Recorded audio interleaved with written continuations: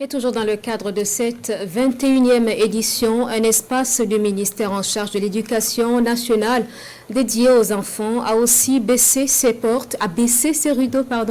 Plus de 400 élèves de Bobo-Dioulasso avaient l'opportunité, entre autres, de découvrir un circuit touristique, d'être initiés au sport traditionnel et à l'art plastique. Ils ont fait une démonstration de ce qu'ils ont appris lors d'une cérémonie marquant la fermeture de l'espace. Les temps forts avec Drissa Traoré et Karim Bitienga.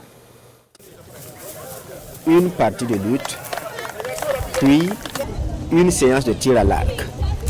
Ces scolaires mettent en pratique des enseignements appris dans le cadre de l'espace MENA-PLN, un espace dédié aux élèves des cours moyens, à l'initiative de l'association Afrique Solidaire. On est dans une ville où on parle Djoula. Il y a beaucoup de choses liées à notre culture, à notre patrimoine culturel. On en parle à la télé, mais les enfants ne savent pas exactement ce que c'est parce que c'est dit en français soutenu. Nous, on s'est dit, pourquoi ne pas les réunir et les expliquer la même chose, mais en langue locale pour les permettre de mieux comprendre les choses, de mieux respecter nos coutumes.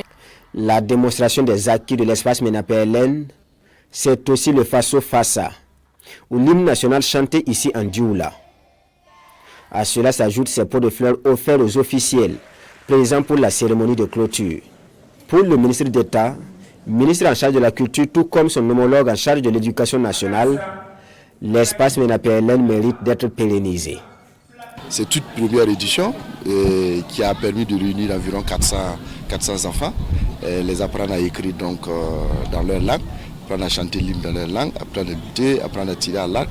Mais nous sommes satisfaits. Ce n'est qu'un début. Nous pensons que nous nous organiserons davantage mieux pour les prochaines éditions.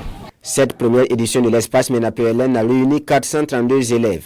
En plus des initiations à l'art plastique et au sport traditionnel, ils ont visité plusieurs sites à l'intérieur de Bobo-Dioulasso, dans le cadre d'un circuit touristique. La reconnaissance à leurs encadreurs est exprimée à travers cette remise d'attestation.